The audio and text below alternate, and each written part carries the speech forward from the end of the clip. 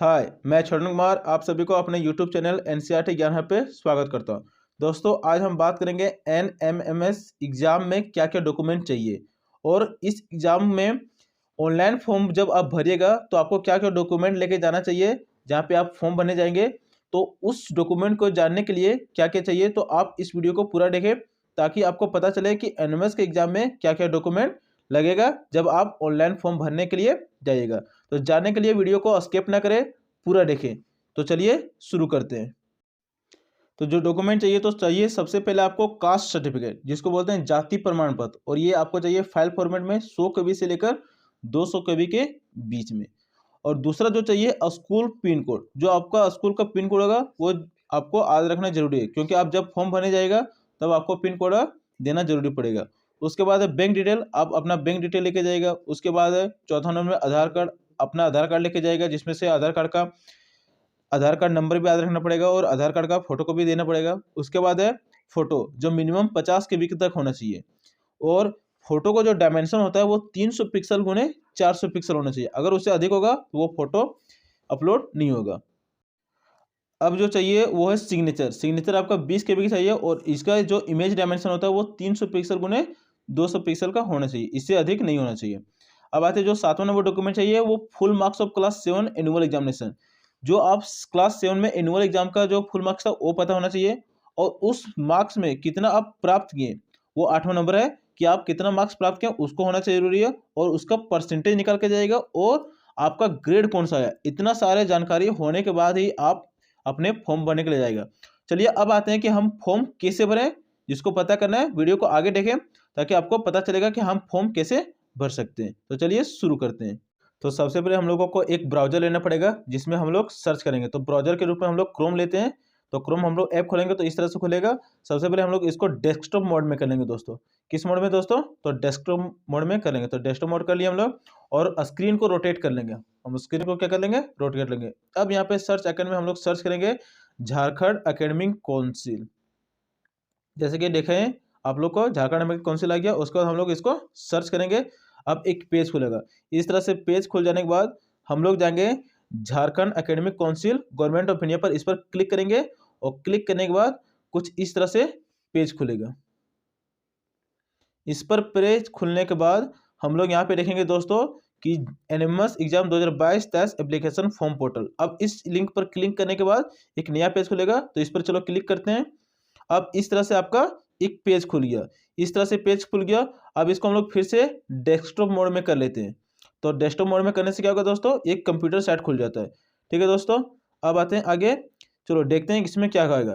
देखिए दोस्तों, नोटिस क्या बोल दिया कि एडवर्टाइजमेंट नंबर 72/2022। क्या लिखा हुआ दोस्तों कि user manual for candidate application from submission in NMIMS exam 2022 और 23। कहने का मतलब क्या है दोस्तों कि ये एनएमएमएस का एग्जाम कौन सा है? 2022 और 23 का सेशन का है। और आप लोग देख सकते हैं यहाँ पे कि स्टूडेंट का जो सबमिशन का लास्ट डेट है वो 29/11/2022 तक है। ठीक है दोस्तों, तो चलिए हम लोग फॉर्म को भरना शुरू करते हैं। सबसे पहले हम लोग यहाँ पे क्लिक करेंगे, क्लिक है टू सबमिट एप्लीकेशन फॉर्म। इस पर क्लिक करते हैं। चलिए इस पर क्लिक करने के बाद इस तरह से एक पेज खुलेगा। अब यहाँ पे देखते हैं पूरा फॉर्म भरने का डिटेल आ गया। दोस्तों आप देख सकते हैं सबसे पहले क्या लिखा हुआ है?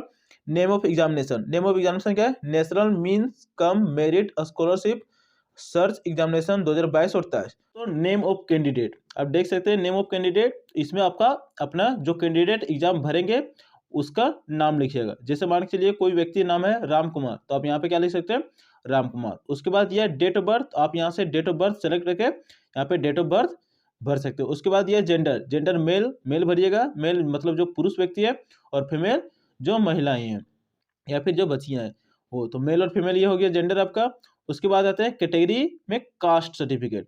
तो इसमें से आप कास्ट सर्टिफिकेट का फॉर्म लेंगे, जिसमें से आप जनरल, ओबीसी, शेड्यूल कास्ट और शेड्यूल ट्राइब जिस भी फॉर्म में आते हैं, आप जिस जाति से आते हैं उसमें भरिएगा, जनरल या तो ओबीसी। तो जनरली कोई ओबीसी आते हैं तो ओबीसी में टिक मारिएगा, जनरल आते तो जनरल में टिक मारिएगा। उसके बाद आता है ईमेल एड्रेस। दोस्तों हर मोबाइल में ईमेल एड्रेस देना जरूरी होता है, तो उसी प्रकार आप भी अपना ईमेल एड्रेस दे सकते हैं। अगर नहीं है तो कोई दिक्कत नहीं, जिससे आप फॉर्म भरवा सकते हैं उसका ईमेल एड्रेस दे सकते हैं। उसके बाद है इंटर मोबाइल नंबर। तो आप अपने 10 डिजिट का जो भी मोबाइल नंबर है वो दे सकते हैं। उसके बाद है फादर नेम, फादर नेम लिख लीजिएगा। उसके बाद है मदर नेम, तो मदर नेम भी आप लिख लीजिएगा। उसके बाद है एरिया, तो एरिया दो ऑप्शन दिया है, पहला दिया रूरल और दूसरा दिया अर्बन। तो दोस्तों अर्बन बात करें तो अर्बन है शहरी एरिया का और रूरल है ग्रामीण एरिया का। तो आप जो शहरी एरिया में भरने वाले हैं वो अर्बन मारिएगा और जो ग्रामीण एरिया में रहने हो वो रूरल क्लिक कीजिएगा। उसके बाद है रिलीजन। रिलीजन मतलब आप किस धर्म से रिलेट करते हैं। तो जो हिंदू होगा वो हिंदू टिक कीजिएगा, जो मुस्लिम होगा मुस्लिम टिक कीजिएगा, जो सिख होगा वो सिख टिक कर सकते हैं, ठीक है। उसके बाद है दिव्यांग स्टेटस। दोस्तों दिव्यांग स्टेटस वो स्टेटस है जो कोई व्यक्ति दिव्यांग हो, या फिर बोल सकते हो उसको कि किसी का अगर हाथ नहीं है या फिर आंख नहीं है या फिर कोई भी प्रॉब्लम उसके शरीर में, उसी को बोलते हैं दिव्यांग। अगर दिव्यांग है तो दिव्यांग में चूज कीजिएगा, नहीं तो उसको छोड़ दीजिएगा। और अगर दिव्यांग है तो उसका सर्टिफिकेट भी चूज करने का ऑप्शन दिया जाएगा और उसका सर्टिफिकेट भी लगेगा। अब आते हैं एड्रेस ऑप्शन। एड्रेस लाइन 1 में एड्रेस भेजेगा अपना, कौन सा गांव है, कौन सा पोस्ट है, कौन सा डिस्ट्रिक्ट है, ये सारा एड्रेस। उसके बाद एड्रेस लाइन 2 में सेम कॉपी पेस्ट इसमें कर दीजिएगा। उसके बाद है स्टेट और यूनियन टेरिटरी। तो आप लोगों को पता होगा कि आप लोग झारखंड का रहने वाले, तो झारखंड स्टेट से भेजिएगा। उसके बाद अपना अपना पिन कोड, जिस एरिया में रहते हैं उसका पिन कोड। अब उसी प्रकार अब जो इम्पोर्टेंट है यहाँ पे वो है स्कूल डिस्ट्रिक्ट, कि आपका स्कूल कौन से डिस्ट्रिक्ट में पड़ता है। तो उसके बाद स्कूल डिस्ट्रिक्ट यहाँ पे सेलेक्ट कीजिएगा और जिस भी डिस्ट्रिक्ट के अंदर आपका बात आता है उसको कोई भी ऑप्शन चूज कीजिए। जैसे कि इसमें से बहुत सारा ऑप्शन है, बोकारो है, चतरा है, देवघर है, धनबाद है, दुमका है। तो बहुत सारा स्टूडेंट रहता है, तो वो आप अपने डिस्ट्रिक्ट के अनुसार चूज कर लीजिएगा। उसके बाद है स्कूल ब्लॉक, आपका स्कूल कौन से ब्लॉक में पड़ता है उसके अनुसार आप चूज कर लीजिएगा। उसके बाद है स्कूल सब डिवीजन, आपका स्कूल कौन से सब डिवीजन में पड़ता है। उसके बाद है स्कूल नेम, आपका स्कूल का नाम क्या है यहाँ पे लिख लीजिएगा। उसके बाद स्कूल नेम के बाद दोस्तों स्कूल एड्रेस है, तो स्कूल एड्रेस में आप स्कूल का एड्रेस लिख लीजिएगा। स्कूल पोस्ट ऑफिस, उसके बाद है स्कूल पिन कोड। ये सबसे जरूरी है क्योंकि आपका स्कूल, जैसे कि हर स्कूल का अपना अपना एक यूनिक कोड होता है, उसी प्रकार स्कूल का पिन कोड यहाँ पे डाल दीजिएगा। उसके बाद है स्कूल टाइप। दोस्तों स्कूल टाइप में 4 ऑप्शन दिए गए, जिसमें से गवर्नमेंट, गवर्नमेंट एडेड, माइनॉरिटी और प्रोजेक्ट। दोस्तों गवर्नमेंट स्कूल वैसे स्कूल होते हैं जो पूरे द्वारा सरकार द्वारा, जिसको बोल सकते हैं कि जेक, झारखंड एकेडमिक काउंसिल के द्वारा चलाया जाता है।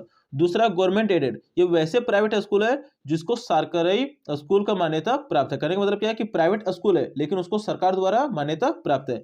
और ये माइनॉरिटी जो अल्पसंख्यक स्कूल है उसके बारे में दिया गया। और ये प्रोजेक्ट जो किसी क्षेत्र, जैसे बोल सकते हैं कि कृषि के क्षेत्र का विश्वविद्यालय उस तरह से जुड़ा हुआ है। अब आते हैं area in which the school is located, आपको बताना है कि कौन से एरिया में आपका स्कूल पड़ता है। उसके बाद जो इंपॉर्टेंट डिटेल है दोस्तों बैंक डिटेल। बैंक डिटेल देने में सबसे आपका बैंक का नाम देना पड़ेगा कि आपका कौन सा बैंक है। उसके बाद बैंक अकाउंट, आईएफएससी कोड, आधार नंबर।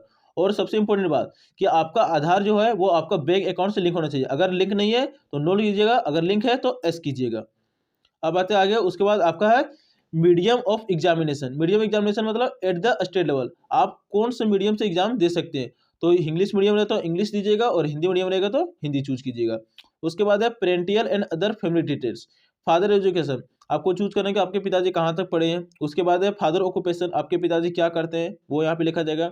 उसके बाद है मदर एजुकेशन, आपकी माताजी कहाँ तक पढ़ी लिखी है उसके बारे में लिखना है। उसके बाद है मदर ऑक्यूपेशन, आपकी माताजी क्या करती है। तो बहुत सारे को माताजी क्या करती है, घर में काम करती है, यहाँ पे लिखेगा हाउस वाइफ, या फिर लिख सकते हैं घरेलू काम करने वाली महिला।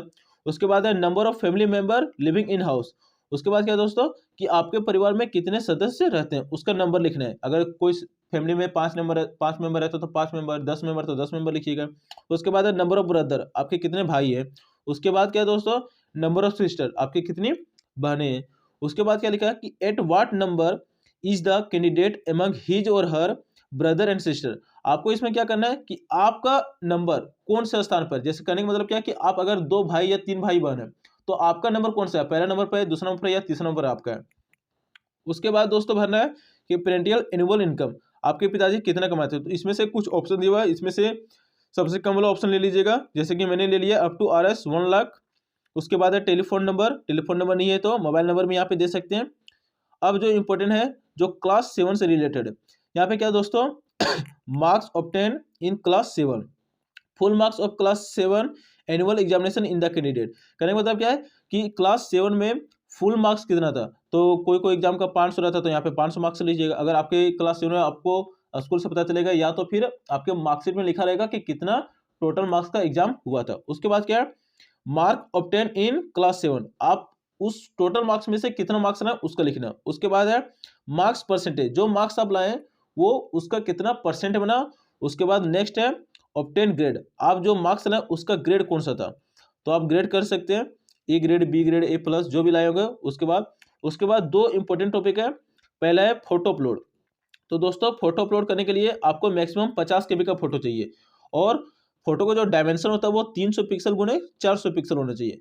उसके बाद जो इंपॉर्टेंट एक और है वो है सिग्नेचर अपलोड। तो सिग्नेचर आपका कम से कम 20 KB का होना चाहिए, और जो मैक्सिमम सिग्नेचर का डायमेंशन होगा वो 300 गुणे पिक्सल गुणे 200 पिक्सल हो। इतना करने के बाद दोस्तों आप सबमिट पे क्लिक कर सकते हो। उसके बाद पेमेंट ऑप्शन देगा, पेमेंट ऑप्शन के बाद आपका फॉर्म फिलअप पूरा हो जाएगा।